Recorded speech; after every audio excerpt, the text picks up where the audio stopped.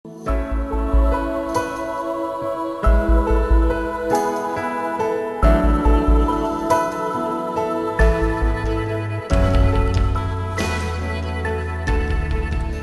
Independent টেলিভিশনের সাপ্তাহিক আয়োজন আশার বাংলাদেশের সঙ্গে আছি আমি জাহিদ হাসান। নারী স্বাস্থ্যের গুরুত্বপূর্ণ দিক হচ্ছে পিরিয়ড নিয়ে সচেতনতা। মানুষকে সচেতন করতে এ সম্পর্কে স্বাস্থ্যসেবার সুযোগ বাড়াতে সরকারি বেসরকারি বিভিন্ন পর্যায়ে চলছে প্রচেষ্টা। এ নিয়েই আজকের আয়োজন থাকছে। আমরা কথা বলবো। স্টুডিওতে আমাদের সঙ্গে আছেন বঙ্গবন্ধু শেখ মুজিব মেডিকেল বিশ্ববিদ্যালয়ের প্রসূতি ও স্ত্রীরোগ বিভাগের সহযোগী অধ্যাপক রেজাউল করিম কাজল, বারডেম হাসপাতালের মানসিক ব্যাধি বিভাগের অধ্যাপক আনোয়ারা সৈয়দ হক এবং মানবাধিকার কর্মী জাহিদ হোসেন। স্বাগত আপনাদের। কাজল ভাই, আপনার কাছ থেকেই শুরু করতে চাই যে এই পুরো বিষয়টি এক ধরনের বলা যায় শৃঙ্খলিত আছে, কিন্তু এটি একটি স্বাভাবিক প্রাকৃতিক বিষয় যে নারীদের একটা নির্দিষ্ট বয়সে পিরিয়ড হবে এবং সেটা নিয়ে তাকে চলতে হবে, কিন্তু আমরা নানানভাবে দেখি এটা শৃঙ্খলিত। কিন্তু আপনারা মানে মেডিকেল পয়েন্ট অফ ভিউ থেকে বিষয়টার চ্যালেঞ্জ কি এবং যে জিনিসটা আমাদের এখন সবচেয়ে বেশি জরুরি, যেটা আলোচনায় আসছে গত কয়েকদিন ধরেই আমরা দেখছি 28 তারিখে এটা একটা দিবস হিসেবে উদযাপিত হয়েছে সারা বিশ্বে, বাংলাদেশেও উদযাপন হয়েছে 28শে মে। তো এই ক্ষেত্রে চ্যালেঞ্জগুলি কি এবং আসলে মানে বলা যায় ট্যাবু নানান ধরনের আছে, সেইটা আপনারা চিকিৎসক হিসেবে কি ধরনের দেখতে পান? আপনাকে ধন্যবাদ একটি গুরুত্বপূর্ণ বিষয়ের দিকে দৃষ্টি দেওয়ার জন্য। আমরা বলে থাকি যে কিশোরী স্বাস্থ্যের শুভ বার্তা হচ্ছে পিরিয়ড শুরু হওয়া বা মাসিক শুরু হওয়া বা ঋতুস্রাব শুরু হওয়া। এটা একটা শুভ বার্তা। আমরা ধরে নিই তখন যে একটি কিশোরীর প্রজনন তন্ত্র কিংবা প্রজনন স্বাস্থ্য কিংবা প্রজনন দেহের যে প্রাকৃতিক ব্যবস্থা সেটা ঠিক আছে। তো এতে আমরা খুশি হই যখন নির্দিষ্ট বয়সে গিয়ে একটি কিশোরী মেয়ের মাসিক শুরু হয়। তো এটা একেবারে স্বাভাবিক একটা নারী দেহের জন্যে এবং এটা লুকানোর কিছু নেই। কিন্তু বহুদিন যাবৎ এটা কুসংস্কারাচ্ছন্ন ছিল, যেটা নিয়ে আলাপ করা যেত না এবং লুকিয়ে রাখার বিষয় কিংবা কোনো কোনো ক্ষেত্রে এটাকে অন্য দৃষ্টিতে দেখা হতো। তো আসার কথা এটাই যে আমরা এখন এটা নিয়ে কথা বলছি। কেন কথা বলছি? তার কথা হচ্ছে এই কিশোরী ভবিষ্যতের মা। তার মানে আমরা একটা ভবিষ্যতের মাকে নিয়ে কথা বলছি, যার একটি বিষয়ের সাথে প্রজনন স্বাস্থ্যের সম্পর্ক আছে। আর এর চ্যালেঞ্জ যেগুলো আছে সেটা আমরা বলছি যে সব মাকে সচেতন করে তোলা কিংবা সব পরিবারকে সচেতন করে তোলা কিংবা যেখানে একটি মেয়ে থাকে সেই পরিবেশটাকে সচেতন করে তোলা কিংবা নারী বান্ধব করে তোলা, এটা হচ্ছে আমাদের 1 নম্বর চ্যালেঞ্জ। দ্বিতীয় চ্যালেঞ্জ হচ্ছে যে প্রত্যেকটি কিশোরী মেয়েকে কিংবা নারীকে এই মাসিকের সময়ে যে ব্যক্তিগত পরিষ্কার পরিচ্ছন্নতা থাকবে, সে যা ব্যবহার করবে, তার চলাফেরা, এই জিনিসগুলোকে ঠিক করাটা হচ্ছে বড় চ্যালেঞ্জ। তৃতীয় হচ্ছে যে কুসংস্কারগুলো আছে, যে ট্যাবুগুলো আছে, সেগুলোকে মানুষের মন থেকে দূর করা। এই ক্ষেত্রে ধরেন নিশ্চয়ই আমরা যেরকম বিভিন্ন সময়ে দেখি এবং বিভিন্ন সময় আমরা খবরেও দেখতে পাই যে অনেক ক্ষেত্রেই দেখা যায় যে কিশোরীদের সবচেয়ে বড় সমস্যা হচ্ছে যে এটা তার একটা সামাজিকভাবে এক ধরনের চ্যালেঞ্জের মধ্যে দিয়ে তাকে অতিক্রম করতে হয় এই সময়টাকে। কারণ তার ভেতরে আসলে প্রথমে তো তার প্রস্তুতির প্রয়োজন আছে, তার মানসিকভাবে একটা প্রস্তুতির প্রয়োজন আছে। সে কিভাবে কমিউনিকেট করবে তার এই অভিজ্ঞতাটা, সেইটি অনেক সময় যথাযথভাবে কমিউনিকেট করা হয় কিনা সেটা নিয়ে সন্দেহ আছে।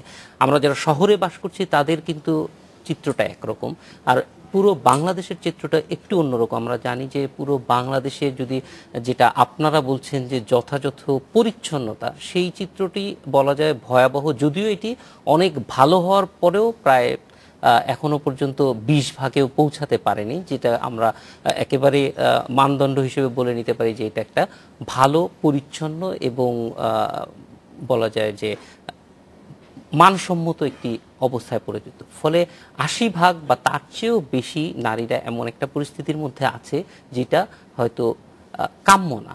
তো সেই ক্ষেত্রে এই যে প্রথম যেই ধাক্কাটা, সেই ধাক্কাটা সামাল দেওয়ার ক্ষেত্রে কোনো ধরনের সমস্যা তাদের হয়?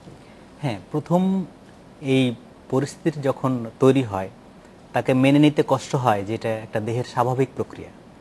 আর সবচেয়ে বড় কথা, এ সম্পর্কে সে আগে কিছুই জানে না। তো কার কাছে সে জানবে, কাকে কথাটা বলবে, এই বিষয়গুলো কিন্তু তার জানা থাকে না। তো বেশিরভাগ ক্ষেত্রে আমরা দেখে থাকি যে সে হয়তো তার মাকে বলে, কিংবা মায়েদের উচিত তার মেয়েকে তৈরি করা, আগে থেকে কিছুটা মানসিকভাবে প্রস্তুত রাখা যে কি হতে পারে একটা নারী দেহের স্বাভাবিক প্রক্রিয়া। এইটা একদিক গেল। এখন বাবারাও অনেক সচেতন, বাবারা অনেক কিছু মানে যত্ন করে মেয়েদের, এবং অনেক কিছুই মেয়েরা এখন বাবার সামনে বলতে পারে। তো এটা হচ্ছে আশার দিক। তবে আমরা যেটা বলছি যে বেশিরভাগ মেয়ে তো আছে গ্রামে, যেখানে কার সাথে এই বিষয়টি সে শেয়ার করবে, তো এই বিষয়গুলো চ্যালেঞ্জ। আর যেটা বলছে যে ব্যক্তিগত পরিষ্কার পরিচ্ছন্নতার জন্য যা যা প্রয়োজন বিজ্ঞানসম্মতভাবে, সেটা আমরা এখনো দিতে পারিনি, কিংবা সেই ব্যাপারে সচেতনতা তৈরি করতে পারিনি। তবে সেই জায়গাটিতেই আমরা এখন যাচ্ছি, এটা হচ্ছে আশার কথা। কাজল ভাই, আরেকটি জিনিস যেটা হচ্ছে যে বিশেষ করে এই অভিজ্ঞতাটার প্রথম দিকে এটা হয় যে এটা একটা ইনকনসিস্টেন্সি থাকে, যেটা স্বাভাবিক, কিন্তু এই স্বাভাবিক ঘটনাটাই অস্বাভাবিক রকমভাবে একটা পরিস্থিতি তৈরি করে। সেইটি নিয়ে নিশ্চয়ই বাবা মা থেকে শুরু করে পরিবারের নানান, এবং বিশেষ করে যেই কিশোরীটি এই অভিজ্ঞতাটার মধ্য দিয়ে যায়, তার ভিতরে এক ধরনের, কারণ নানান রকমের তথ্য তাদের কাছে আসে, যেই তথ্যগুলি বলা যায় যে সবগুলি হয়তো বিজ্ঞানসম্মত না, সেই পরিস্থিতিগুলি কেমন হয়, বা এটা আদৌ অভিজ্ঞতাগুলি আপনাদের সঙ্গে শেয়ার? একজন নারী ডাক্তারের কাছে যায়, বেশিরভাগ ক্ষেত্রে কিন্তু তার এই মাসিকের সমস্যা নিয়ে যায় সারা জীবনেই। তো একটি কিশোরী যখন এই সমস্যা দেখা দেয়, কিংবা মাসিকের সমস্যা, আসলে বাবা মার মধ্যেও সঠিক তথ্যটি কিন্তু এখন নেই। এখন যে তথ্য দেয়া হচ্ছে তাতে কিন্তু বাবা মা উপকৃত হচ্ছে। যার একটি ছোট মেয়ে আছে, সে আগে থেকেই কিন্তু সচেতন হচ্ছে যে আমার মেয়ের আসলে কি করা উচিত আমার, এটা একটা ভালো দিক। দ্বিতীয় দিক হলো যে মাসিকের বয়সটা কখন, এ সম্পর্কে বাবা মার ধারণা কম, সে মেয়েটিরও ধারণা কম।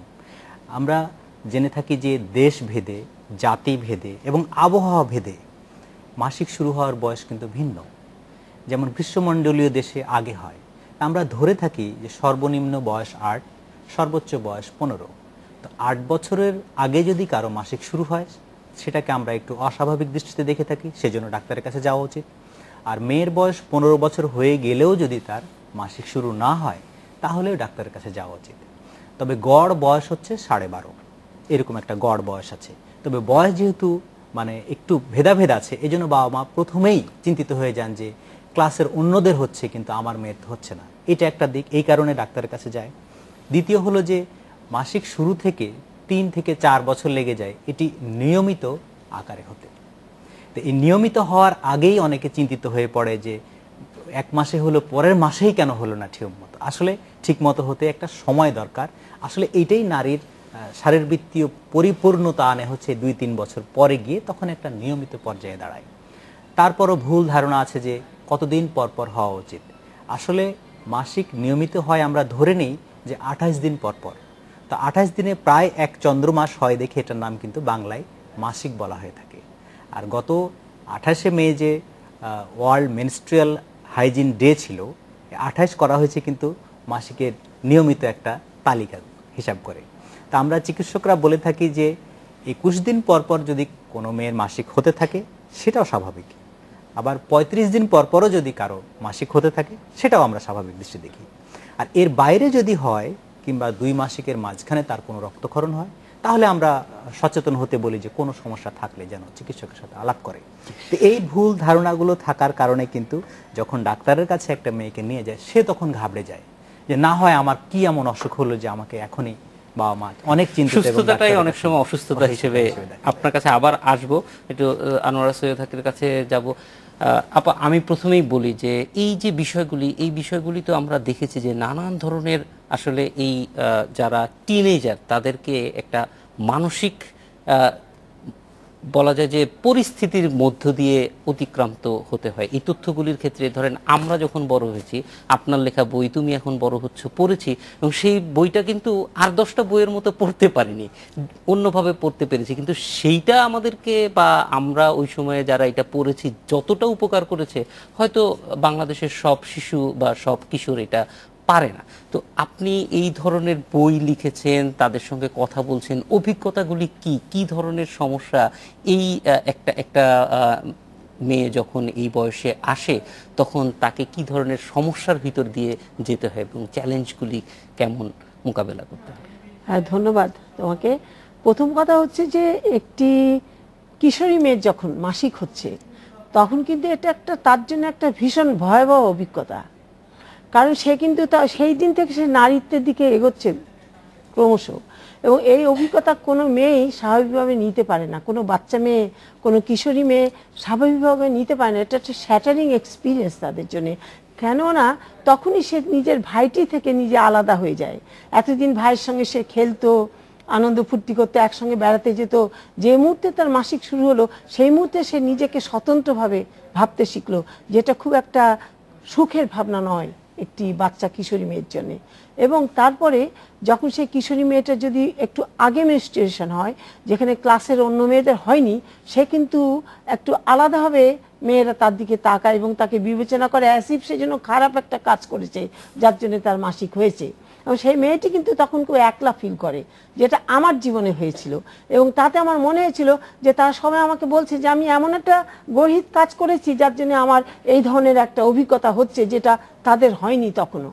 তো সুতরাং আমার মনে হয় সেই মুহূর্তে একটি কিশোরী মেয়ের চারপাশে যদি তার মা বাবা বা এই ধরনের কোনো আত্মীয় স্বজন না থাকেন যারা তাকে সাহস দেন, সেই মেয়েটার ভিতরে হীনমন্যতা বোধ আসে, ইনফিরিটি কমপ্লেক্স আসে, এবং সে মনে করে যে হায় আমি সবার থেকে আলাদা হলাম, আমার কেন এটা হচ্ছে। অনেক মেয়ে লুকিয়ে রাখে, কিন্তু মাসিকের যখন স্পটিং হয় আস্তে আস্তে করে তখন সে একটা দুটো তিনটে করে ড্রেস চেঞ্জ করে লুকিয়ে রাখে। সে মনে করে এটা তার কেন হচ্ছে, কেন হবে, কারো হয় না তার কেন হচ্ছে। কারণ তাকে তো বলা হয়নি কখনো যে তোমার বয়স এখন 10, এখন 11। কারণ বাবা মা তুমি এখন বড় হচ্ছে বইটাকে লুকিয়ে রাখেন, তারা নিজেরা পড়েন কিন্তু বাচ্চাদের পড়তে দেন না, মনে করেন তারা পড়লে যদি নষ্ট হয়ে যায় বা তারা বুঝতে না পারে। বাচ্চারা কিন্তু খুব ছোট থাকতে অনেক কিছু বুঝতে পারে, যেটা আমি বিদেশে গিয়ে দেখেছি যে ছেলে মেয়েদেরকে খুব অতি অল্প বয়সে তাদের কিন্তু বলা হচ্ছে তোমার এই পরিবর্তন হবে, তোমার এই দৈহিক পরিবর্তন হবে, মানসিক পরিবর্তন হবে, পারিবারিক সামাজিক পরিবর্তন হবে, যেগুলো আমরা আমাদের শিশুদেরকে একেবারেই বলি না। এবং বাবা মা এগুলোকে মনে করেন একটা বিরাট খারাপ কাজ, অবৈধ কাজ, অধার্মিক কাজ, যেটা আমার বাচ্চা মেয়েকে বলা উচিত না, তাহলে আমার মেয়েটা নষ্ট হয়ে যাবে। এই ট্যাবু থেকে উনি ডাক্তার সাহেব যেটা বললেন যে এই ট্যাবু থেকে আমাদের বাবা মাকে আগে বেরিয়ে আসতে হবে, তারপরে তো বাচ্চা বেরোবে। আমার মনে হয় এই বিষয়ে আমাদের অনেক বড় একটা কাজ করার আছে, সেটা হচ্ছে কাউন্সেলিং। আমরা যদি উঠতি বয়সে মেয়েদেরকে যারা হবে তাদেরকে বয়ঃসন্ধিকালে আমরা যদি বলি যে তোমার ভেতরে এই ধরনের পরিবর্তন আসছে, বাচ্চা মেয়েরা কিন্তু এগুলো শুনতে চায় না, তারা ভয় পায়, তারা কিন্তু অ্যাভয়েড করে। অনেক সময় তারা মনে করে ডাক্তার কি খারাপ কথা বলছে, কিন্তু অ্যাকচুয়ালি তাদের ভেতরে এগুলো ঢুকাতে হবে, না হলে সে কষ্ট পাবে, তার ভেতরে ভুল ধারণা হবে, সে মনে করবে সে খারাপ একটি মেয়ে। এবং এই যে সত্যি কথা বলতে কি একটি মেয়ের জীবনে একটা তো মাইলস্টোন, এই ধাপটা থেকে পেরোতেই হবে সে যদি নিজেকে নারী হিসেবে জীবনে জগতে প্রতিষ্ঠিত করতে চায়। সুতরাং এই ধাপটাকে পেরোতে হবে, কিন্তু এই ধাপটা পেরোনোর ব্যাপারে তার ভেতরে যে কত অন্ধকারাচ্ছন্ন চিন্তা ভাবনা, যেটা ভাবলে সত্যি সত্যি কষ্ট হয় বাচ্চাদের জন্য। কারণ আমাদের দেশের বাচ্চা মেয়েরা আমরা ফুলের মতো তাদের মানুষ করি, তোলা তোলা মানুষ করি, বাস্তবতা সম্পর্কে কোনো জ্ঞান তাদেরকে দিই না। বিশেষ করে মধ্যবিত্ত ফ্যামিলিতে তারা কিন্তু পরবর্তীকালে অনেক কষ্ট পায়। যার জন্য আমার যেটা মনে হয় যে সচেতনতা দিবস একটার সঙ্গে আরেকটা জোড়া দেয়া, এই যে মেনস্ট্রুয়েশন সচেতনতা দিবস বা পরিচ্ছন্নতা দিবস এর সঙ্গে কিন্তু রিলেটেড, যে মেনস্ট্রুয়েশন কখন হয়, কিভাবে হয়, কোন বয়সী মেয়েদের হয় এবং তাদের ভিতরে কী ধরনের প্রতিক্রিয়া হয়। এবং শুধু তার প্রতিক্রিয়া না, আমার মনে আছে আমাদের বাচ্চা বয়সী মেয়েদের যখন মেনস্ট্রুয়েশন হতো তাদের মায়েরা কাঁদতে শুরু করতেন, বলে হায় রে হতভাগী, তোকে আমি এবার কিভাবে প্রোটেকশন দেব। দেখুন আমাদের সমাজে কত ধরনের দুর্ঘটনা ঘটে, মায়েরা মনে করতেন আমার মেয়ের যে এতদিন মাসিক হয়নি, আমার মেয়েটি ভালোই ছিল, যে মুহূর্তে মাসিক হয়েছে আমার মেয়ে তো আনপ্রোটেক্টেড হয়ে গেল, এখন আমার মেয়েকে নিয়ে কেউ যদি এরকম কোনো খারাপ ব্যবহার করে আমি তাহলে মেয়েকে প্রোটেকশন দেবো কিভাবে। এটা কিন্তু বিশাল মাথা ব্যথা। কোনো মাই কিন্তু মনে মনে চান না সত্যিকার অর্থে তাদের মেয়েদের মাসিক হোক। একদম যখন পারে না, যখন 17 বছর হয়ে গেছে, সব মেয়ের মাসিক হয়ে গেছে, তার মেয়ের হচ্ছে না, তখন দে বিকাম ওয়ারিড। আদারওয়াইজ কিন্তু মায়েরা খুশি যে ওর মেনস্ট্রুয়েশন আমার মেয়েটা হয়নি। এক ধরনের প্রোটেকশন, মানসিক প্রোটেকশন, যেটা সর্বৈবভাবে বলবো আমি একটা ভ্রান্ত ধারণা। কারণ একটি মেয়েকে বড় হতেই হবে, সমাজের বুকে তাকে এগিয়ে যেতে হবে, তাকে নারী হতে হবে।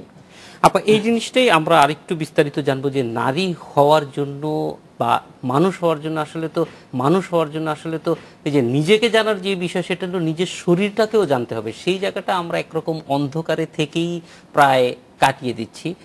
এইগুলি জানতে একটু ফিরে আসবো একটা বিরতির পর এসে জাহিদ হোসেন, আপনার কাছ থেকে জানতে চাইবো যে এই পুরো বিষয়টা কাজল ভাই যেটা বললো, আনোয়ার সৈয়দ হক যেটা বললো, সেগুলি তো বাস্তবতা, কিন্তু এটার একটা অধিকারের ব্যাপার আছে, যেটা আইনগত কিছু অধিকার মানুষের জন্য তোলা আছে। সেই দিক থেকে একটু এই বিষয়টি আপনার কাছ থেকে জানবো যে অধিকারের দিক থেকে কতটুকু, কারণ এই চিত্রটি খুব হতাশাজনক যে ৮০% মেয়ে আসলে একটা অপরিচ্ছন্নতার মধ্য দিয়ে এই অভিজ্ঞতাটার ভিতর দিয়ে যায়। আমরা একটা বিরতির পর আপনার কাছে ফিরব। আশার বাংলাদেশে নিচ্ছি স্বাগত আরেকবার, দেখছেন আশার বাংলাদেশ। জাহিদ হোসেন, আপনার কাছ থেকে একটু জানতে চাইবো যে এই পিরিয়ডের সময় বা এই সময়গুলিতে মানুষের অধিকারের পার্সপেক্টিভে কি কি অধিকার আছে, সেগুলি যথেষ্ট চর্চা হচ্ছে কিনা আমাদের? ধন্যবাদ। এবং আপনার মাধ্যমে আমি ইন্ডিপেন্ডেন্ট টেলিভিশনকেও ধন্যবাদ জানাতে চাই যে খুবই গুরুত্বপূর্ণ একটা বিষয়, কিন্তু খুবই অবহেলিত বিষয় বটে, সেটিকে আপনারা তুলে ধরেছেন এবং একটি আলোচনা অনুষ্ঠানের আয়োজন করেছেন। দেখুন, প্রথম কথা হলো যে একটা এই জন্যই গুরুত্বপূর্ণ যে জনসংখ্যার অর্ধেক হচ্ছে নারী, এবং প্রত্যেক নারীকেই এই অভিজ্ঞতার মধ্য দিয়ে যেতে হয়, যেটি আমরা শুনছিলাম কাজল ভাইয়ের কাছে, আনোয়ারা আপার কাছে।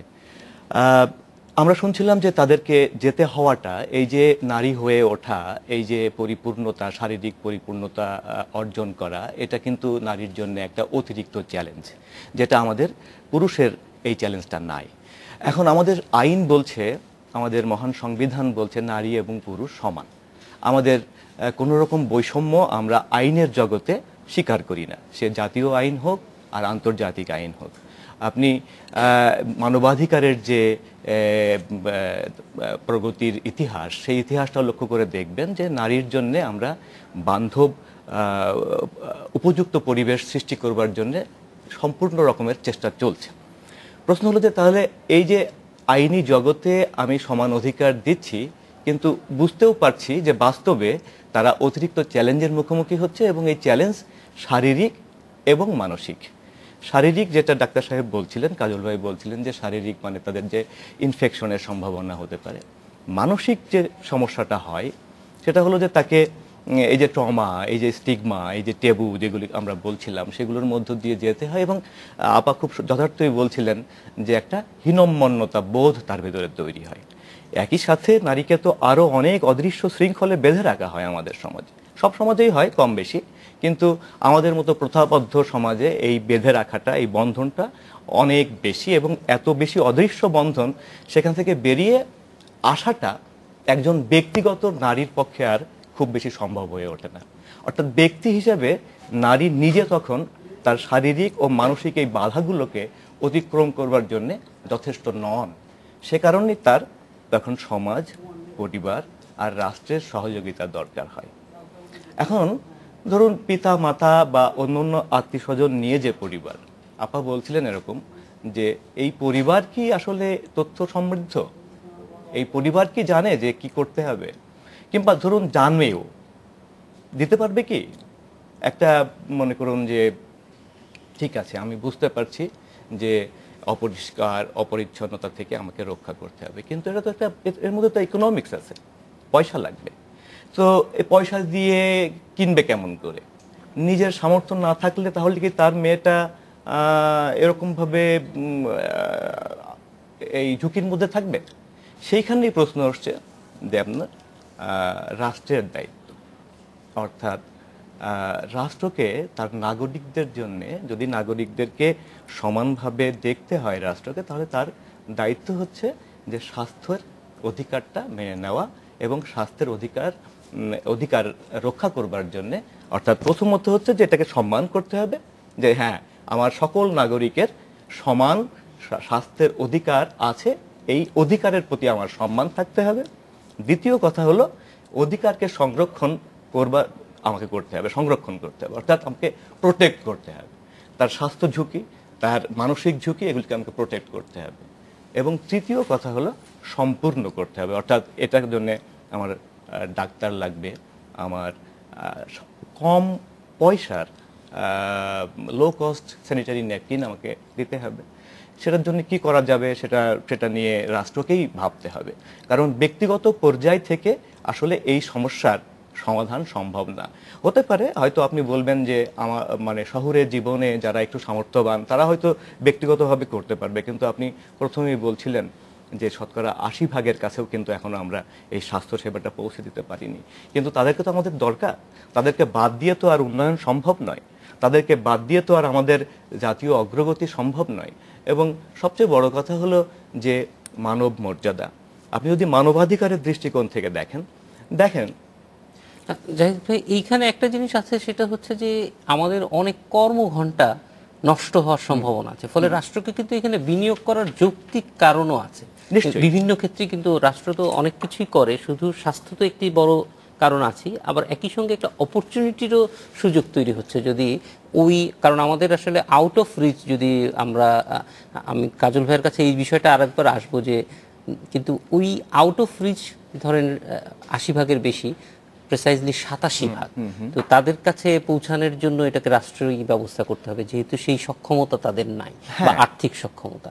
যদি আপনি ইকোনমিক্সের দৃষ্টিভঙ্গি দিয়ে দেখেন, দেখবেন যে কর্মঘণ্টায় শুধু নয়, মানে স্ট্যাটিস্টিক্স বলছে যে অনেক ড্রপ আউট ঘটে, কিন্তু মেয়েরা যে স্কুলে যেতে পারে না, শুধু মাসিকের দিনগুলোতে তারা তাদের লজ্জা, ভীতি, সংকোচ, বিব্রত বোধ করা, এবং আপনি লক্ষ্য করবেন যে আমাদের সমাজ অনেক কিছু ভুল ধারণা তাদের মধ্যে দিয়েছে। আপনি কি জানেন যে মাসিকের সময় গ্রামের মেয়েদের মাছ খেতে দেওয়া হয় না, মাংস খেতে দেওয়া হয় না? কারণ কি হবে? কারণ তার শরীর থেকে গন্ধ বেরোবে। তো এই যে ধারণাগুলো তাদের মধ্যে দেওয়া হচ্ছে, অপবিত্রতার ধারণা দেওয়া হচ্ছে, অসুচির ধারণা দেওয়া হচ্ছে, তুমি খানিকটা আলাদা, খানিকটা দুর্বল, এই যে ধারণাটা দেওয়া হচ্ছে। অথচ উল্টো ধারণাটা আমরা দিতে পারতাম, আমরা বলতে পারতাম যে I can bleed for a week but still I am strong.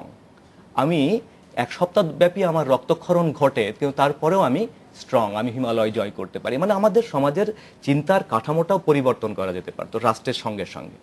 এবং যেটা আপনি বলছিলেন খুবই গুরুত্বপূর্ণ, যে রাষ্ট্র কিন্তু ইকোনমিক্সের মানে অর্থনৈতিক দৃষ্টিভঙ্গিতে দেখলেও কিন্তু রাষ্ট্রের ক্ষতি নেই এখানে।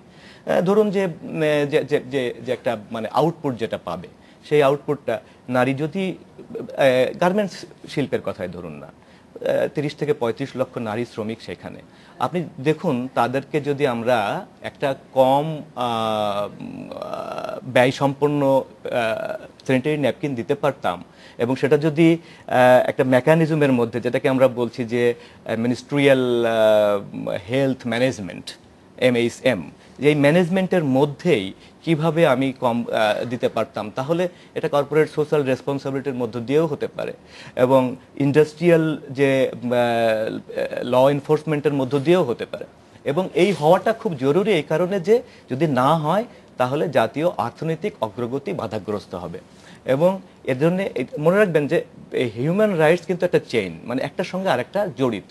যদি আপনার স্বাস্থ্য রক্ষিত না হয় তাহলে আপনার শিক্ষা রক্ষিত হচ্ছে না, আপনি স্কুলে যাচ্ছেন না, ড্রপ আউট হচ্ছে। শিক্ষিত না হতে পারলে আপনি মেইন স্ট্রিমে ইকোনমিক্সে আসতে পারছেন না, ইকোনমিক্সে আসতে না পারলে আপনার একটা লার্জ পপুলেশন, একটা বৃহৎ জনগোষ্ঠী আপনার মূল ধারার যে শক্তির যে ধারা বা শক্তির যে সরবরাহের ধারা, সেই ধারায় আসতে পারছে না। তার মানে একটা চেইন, যেটাকে আমরা বলছি যে মিনিস্ট্রিয়াল সার্কেল বা সার্কেল অফ ট্যাবু, এর মধ্য থেকে বেরিয়ে না আসা পর্যন্ত, এবং বেরিয়ে আসতে গেলে ব্যক্তির যেমন একটা প্রচেষ্টা থাকে, কিন্তু ব্যক্তি যথেষ্ট নয়, সেখানে অবশ্যই রাষ্ট্রের একটা খুব বড় ভূমিকা রাখতে হবে।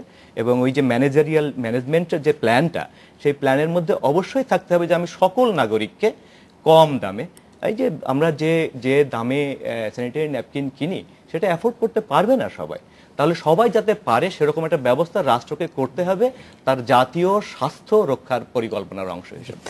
জাহিদ ভাই ধন্যবাদ। আমরা একটা বিরতিতে যাব। কাজল ভাই আপনার কাছে ফিরে আসবো যে শুধুমাত্র যেটা বলা হচ্ছে যে স্বাস্থ্য রক্ষার জন্য অবশ্যই একটা ভালো বিকল্প হচ্ছে স্যানিটারি ন্যাপকিন, কিন্তু সবার জন্য তো এটা এফোর্টেবল না, সবাই এটা পারবে না, এটা বাস্তবতা।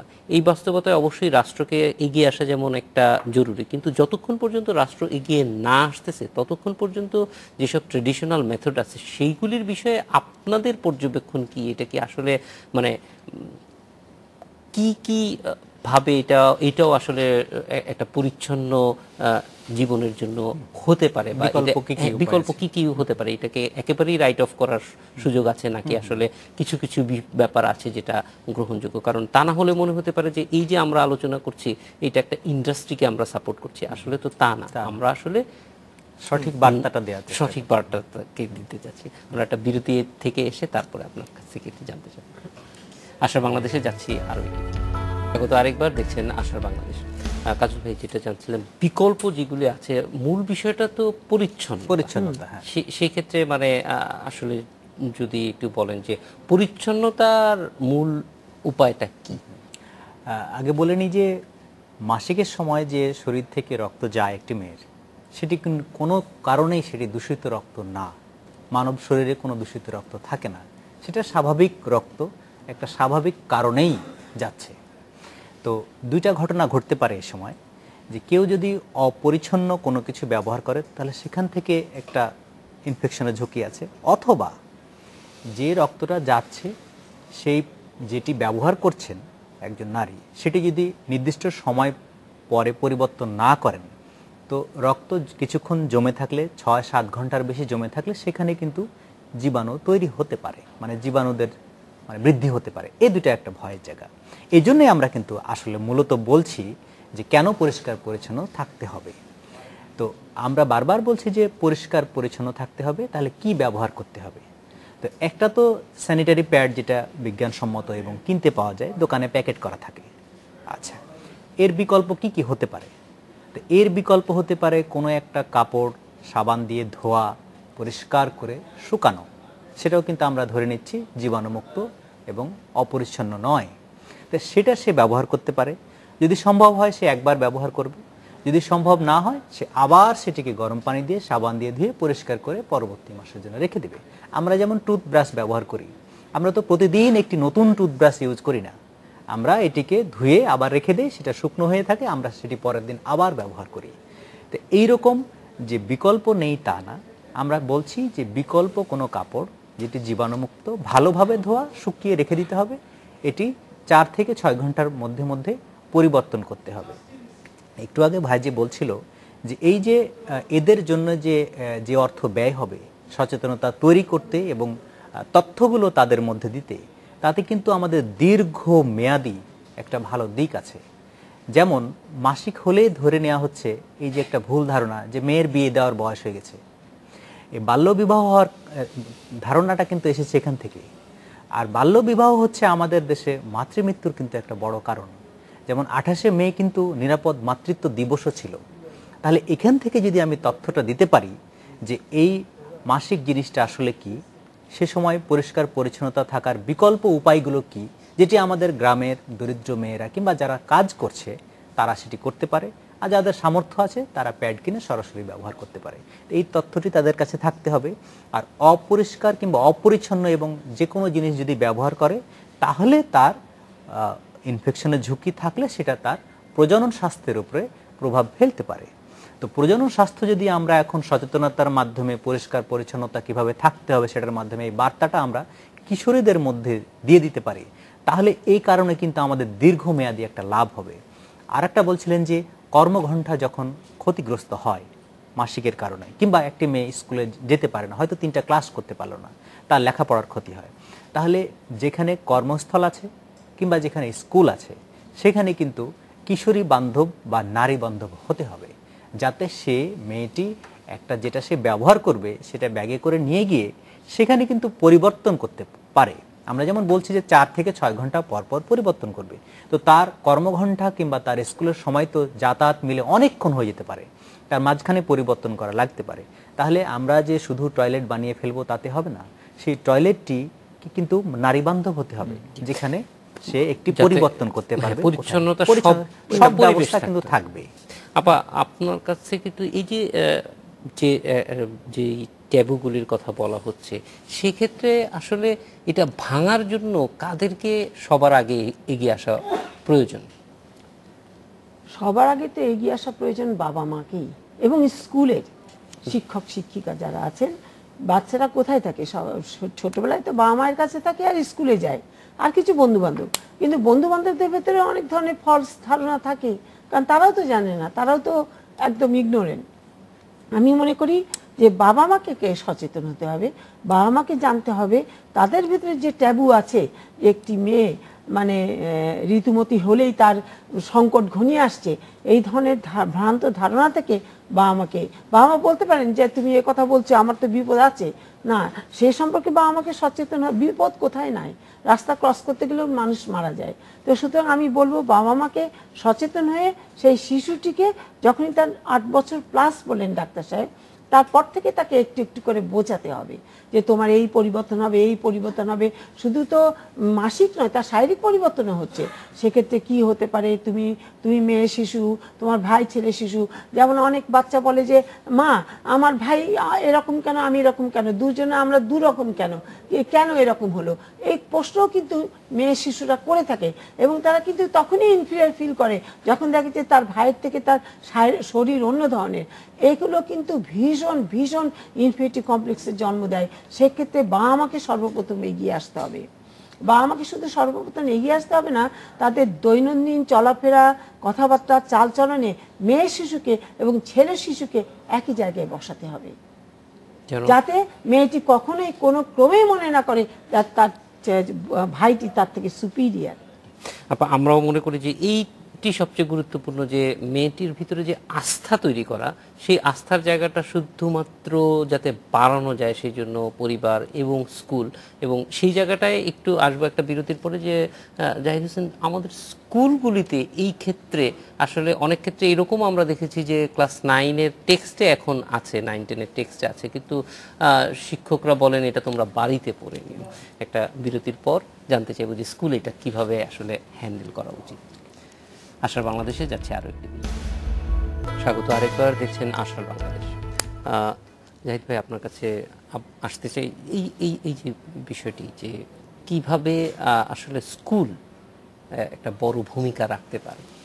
দেখুন, সেই আবার একই রকম জায়গা থেকেই বলতে হয় যে স্কুল তো অবশ্যই, স্কুল এমন একটা জায়গা যেখানে বাচ্চাদের একটা বৃহৎ কর্মসময়ের বৃহৎ সময়টা সেখানে কাটে।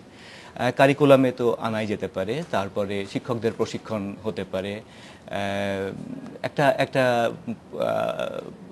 সহায়ক পরিবেশ তৈরি করা যেতে পারে, বাথরুমের ব্যবস্থা করা যেতে পারে। সেগুলি কিন্তু নাই। মানে আমি বলছি যে ঢাকা শহর বা শহরগুলোর বাদে যদি আপনি গ্রামে যান, গ্রামের চিত্রটা সম্পূর্ণ অন্যরকম। একটা মুভি হয়েছিল বড় হওয়া, একটা ডকুমেন্টারি ফিল্ম, যদি দেখে থাকেন দেখবেন। সেইখানে ময়মনসিংহের একটা স্কুলে যে বাচ্চাদেরকে জিজ্ঞেস করা হচ্ছে, মেয়েদেরকে জিজ্ঞেস করা হচ্ছে কি কি অভিজ্ঞতার মধ্য দিয়ে তারা গেছে একেবারে স্কুলে গিয়ে।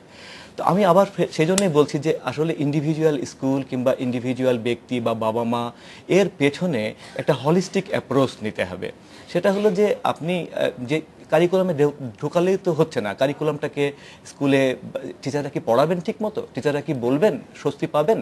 তিনি কি নিজে শিক্ষিত? তিনি কি নিজে এটাকে বোঝেন? এমপ্যাথি, যেটা মানে সিম্প্যাথিরও আরেকটু উপরে, যে আমি যদি নিজে শিক্ষিত না হই, আমার যদি নিজের ধারণা পরিষ্কার না থাকে, তাহলে আমি কি করে নারীর বেদনাটা বুঝবো, কি করে তার সমস্যাটা আমি ফিল করব।